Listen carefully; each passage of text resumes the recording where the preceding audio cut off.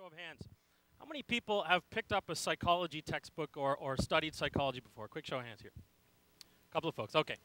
There was a Harvard University prof in the late 1800s and early 1900s. His name's William James. One of the things that William James said in his very early texts was, the greatest discovery we've made in my lifetime, which is his lifetime, is that human beings, we, can change our external circumstances by changing what we think about. Does that make sense? Or if you put it another way, what you think about changes the way you feel. True or false? True. The way you feel changes the way you act. True or false? True. The way you act changes your outcome. True or false? So what we think about changes our outcome.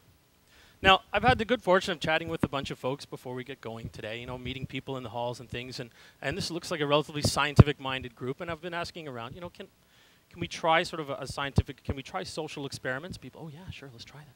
It's dark, no one can see us anyway. So we're going to try a little social experiment. And don't worry, I'll show you where I'm going with this in a second. On the count of 3, I'd like to see if we can get all of us in the room to join together in something we'll call a nice, polite golf clap on the count of 3. Sure, yeah, I see a couple of people. Oh, golf clap, yeah. If you don't know what a golf clap is, I want you to think of the last time you saw, I don't know, maybe it was a boss of yours, or maybe you were at a conference, you had to clap anyway, but it wasn't very good. Do you know what I'm talking about? Okay, so on the count of 3, we'll do this very nice, polite golf clap, and don't worry, I'll show you where we're going with this. Ready? 1, 2, 3. Very nice. Bravo, that'll play. Bravo. I love doing this. I love doing this. It doesn't matter what city you try this in. I was in Red Deer, Alberta in the wintertime. Quick aside, you ever been to Red Deer, Alberta in the wintertime? I was there, I asked them, what do you guys do here in the wintertime? The guy goes, we leave. Huh. Good call. So I took off. But I'm in Red Deer. Same thing happened just like right here. I say, let's try this golf clap. Every single person in the room, just like right here. You're staring right at me and your facial expression's going, okay, whatever. And about half the people in the room, and I get it, you're staring right at me and your facial expression says, oh, what if this whole thing sucks? Fortunately, it won't suck. But what is interesting is the thoughts that we put into our head or the thoughts that we allow others to put into our head change how we feel, which always change how we act, which always change our outcome. So let's take our little experiment a step further. And instead of just a random quiet golf clap this time, on the count of 3, I want to see if we can make more noise than this room has ever heard before. I can see 3 people like, okay. You have 400 other people going, really? This is a very... Take your hands out from under your seats. On the count of 3, we're going to make a ton of noise in this room. Now this time is part of our little social experiment. Instead of staring right at me, I'd like you to glance around the room. I'd like you to make eye contact with other people here at TEDxIB at York. And I'd like you to think about 2 things. 1, what's everybody's face doing while we're trying this little social experiment? And 2, does it change how it feels in this room? We will debrief after our experiment. Yes, we're actually doing this. Tons of noise on 3. I'm talking about banging on the floor, stomp, do whatever you have to do. Don't kick over the water bottles if the lids are off. 1, yes, we're actually going to do this. Cheer, holler, whistle, do whatever you have to do. Glance around the room. 2, here it comes, bring it on, go completely nuts. 3, bravo! Bravo! Bravo! Bravo! Very nice, very nice. Bravo! Bravo! Bravo! Woo-hoo! Very good. All right. Okay. Whoa. That was a lot of work, man. I don't know. Okay, did you glance around the room? Yes? What was everybody's face doing? At least smiling, if not laughing. Now, I have the luxury. I can stand up here. I can see everybody at once. I'm not going to call on you. It's none of my business. But I saw a couple of people. I said, on the count of 3, we're going to make a ton of noise. They're like, I'm not. And you can see their face. They say, okay, 1, here goes 2. Let's do this. 3. And you can see that, oh, we're actually doing this. All right, fine. I guess we're... And I can hear what's going on in their mind because I can see their face. And you can see their face. They're kind of going, they're talking to me quietly. Chris, we're not going to smile. It's not going to happen. Oh, there it is, too. Is passion contagious? Is enthusiasm contagious? Yeah, in a big way. Now, that affects our mindset. Now, we can let others affect our mindset, and we can, in fact, infect other people's mindset. So, as Maureen said, I want to tell you a little bit about a couple of people who have inspired me. And I'll start off. At the University of Western Ontario, I lived in residence. 32 people on the floor, my first year. 16 guys, 16 girls. 15 guys, myself included, we're in the TV lounge watching the hockey game. You picture this? 15 guys watching the hockey game. We're throwing stuff at each other, pizza crusts and other things. This guy named Stefan comes bouncing into the lounge, and he's like, I'm so excited. And we're watching the hockey game, we're like, security, we got a weirdo. So someone asks, okay, what's your name? Stefan. Oh, what are you so excited about, Stefan? He says, well, this is the wrong room to tell it to, 15 guys watching the hockey game. I am going to the Celine Dion concert. And all of us are like, and we're going to miss that. Too bad. Now, he had a decision to make. He could decide, I better blend in with everybody else, or he could decide, you know what, I don't need you clowns, I'm going after this anyway. So he goes to the Celine concert. Comes back from the Celine Dion concert. He's not just excited now, the guy's on cloud 9. He's bouncing off the walls. And by this time, the hockey game's over. I think we're watching basketball highlights or something. And he comes back into the lounge, and he's just bouncing. What are you so excited about? Well, I went to the Celine concert. Yeah, we know that part. What else? Well, I got to meet her. I met Celine Dion. And all of us are like, wow, and we missed that too. What are you going to do? And they said, you know what else, guys? No, Steph, we're on the edge of our seat. Here, just move out of the way of the TV. What else? We're curious. And he said, well, I told Celine I'm going to write a song for her one day. And we're like, right. Sure you are. Good luck with that. A lot of us, when we saw him on campus, were like, hey, how's that song coming? A lot of people in your life are going to try to talk you out of things, too. A lot of people are going to say, well, come on, get your head out of the clouds. You know how hard it is to make it in the music business? It's really hard. Do you know how it's really hard to do that thing you want to do? Lots of people are going to do that. People did that to Steph. He said, thanks, appreciate your input. I'm going to go after it anyway. Over the course of a number of years, he was able to fall at the feet of a guy named David Foster. Gifted Canadian. Kind of exciting. David says, sure, I can introduce you to some folks. He meets some people within Sony Music, and wouldn't you know, he starts writing some music at Sony Music in Canada. Then you fast forward a bunch of years. Not that many, though, because I still had my student vehicle. You guys ever been in a $1,000 student vehicle? There's no GPS in there. $1,000 burns more oil than gas. I'm driving along in my $1,000 car at a time when I had slightly misplaced priorities. See, I had a $1,000 car and a $1,000 cell phone. Some of you might be too young to remember, but we had the Motorola 650E, and it flipped open and had this big flippy antenna on it. And it was at a time we didn't have cool ringtones either. We didn't have like ringtones. We had this really loud. Actually, I think it had two. You could do like that, or if you got this spiffy one. I got download the ringtone. So anyway, I'm driving along my 86 Plymouth Horizon, $1,000 car. I got my $1,000 cell phone, zipping along the 427 in Toronto. And the phone rings. And this was at a time when it was exceptionally cool to say, what's up? Do you remember this?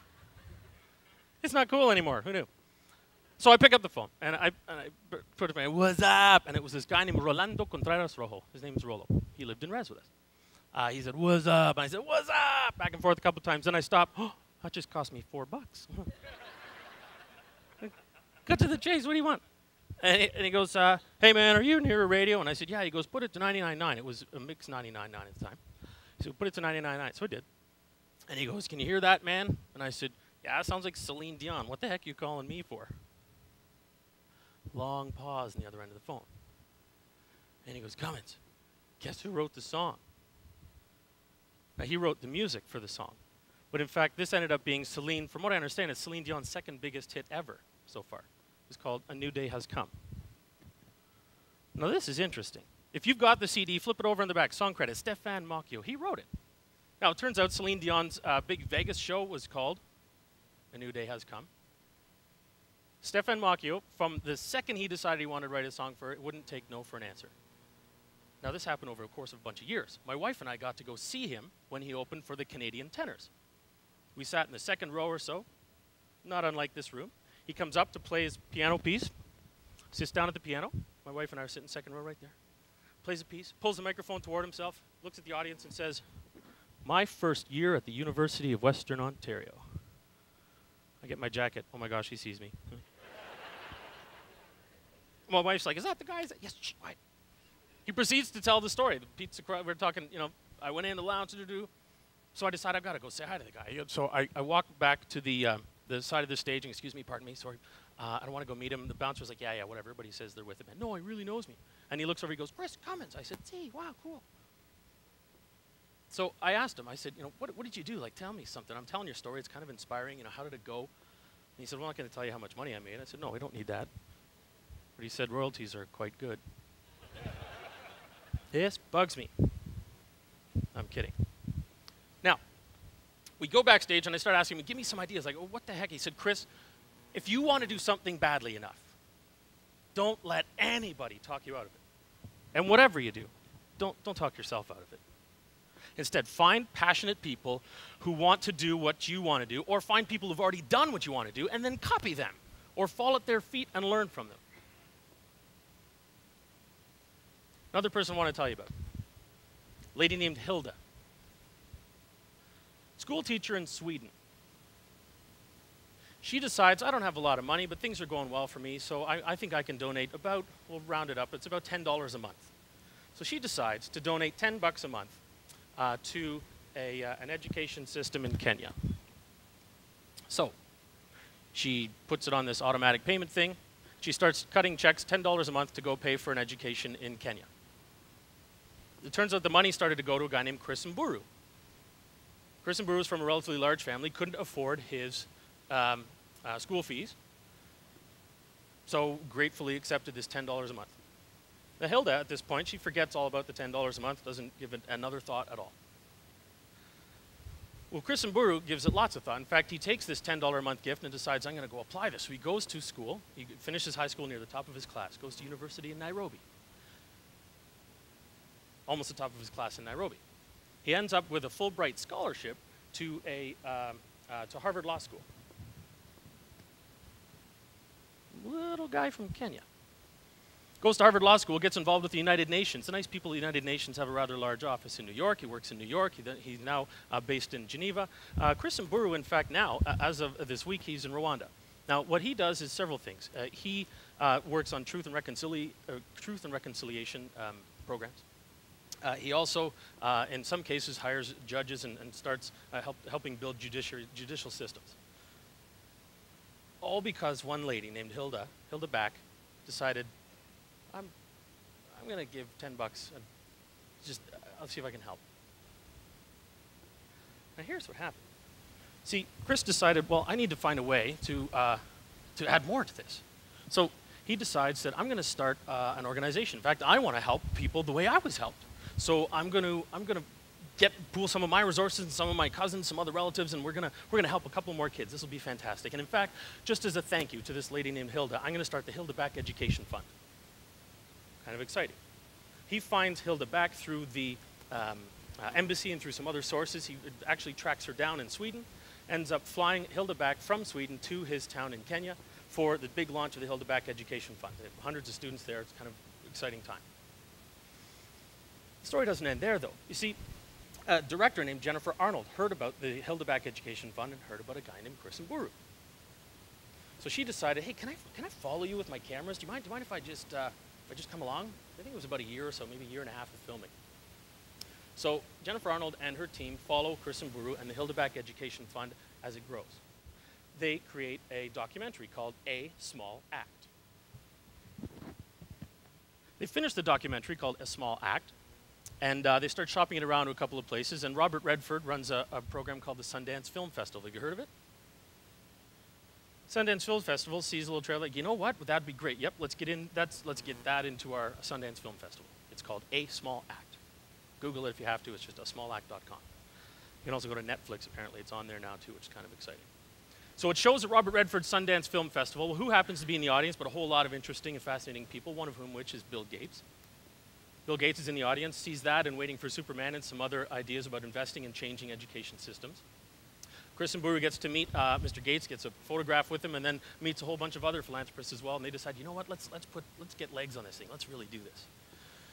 I drove Chris to the airport last week, and he was telling me, Chris, this is fascinating. I have a full-time job at the United Nations, and now I'm being flown all over the world, he's telling me last week, to go tell people about the Hilda Back Education Fund.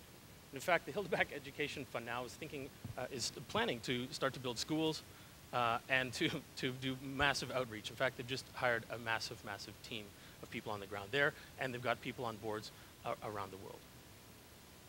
This all started with a small act.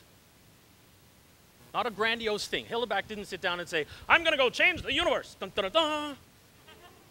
She sat down and said, you know what, I can give back. I'm going to do this. I'll give $10. And often we get disillusioned. We think in order to change the world, I have to do big things. I'm going to do that and those things over there too. You going to do them today? No, no, no, no. Busy today. Besides, they scare the crap out of me.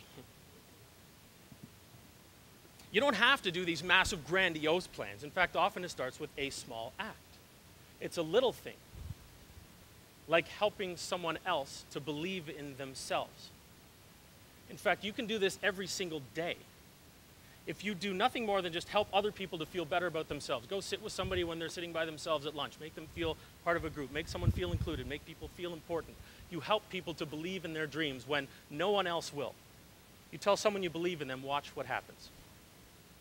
I believe in every single person in this room. If you want to make change to yourself, you want to make change to a school, to a city, to a province, to a country, to the world, it really starts with small acts. And I believe every single person in the room can do that, because they'll morph. Maybe your small act is going to light up someone else's passion. Maybe it's going to light up someone else's passion through them. And you won't even know the impact that you've had. But it all starts with mindset. In fact, just one of my favorite quotes of all time was Henry Ford. I'll paraphrase. He said, whether you think you can or you think you cannot, either way, you're right. I believe it was Margaret Mead that said, never doubt that a small group of concerned citizens can change the world. Indeed, it is the only thing that ever has. 3 people I wanted to tell you about. Stefan Moccio. I'm very proud of that guy. He went from a little dream to building a massive music empire. Hildeback, a little lady in little Sweden, decided, you know what, I'll give $10. She had a massive impact on the world through Chris Mburu, because his passion was ignited by somebody who cared. My name is Chris Cummins. I believe every single person in this room, if you take the time to care and help light someone else's passion, will set this world on fire. Thanks very much for your time. I appreciate it.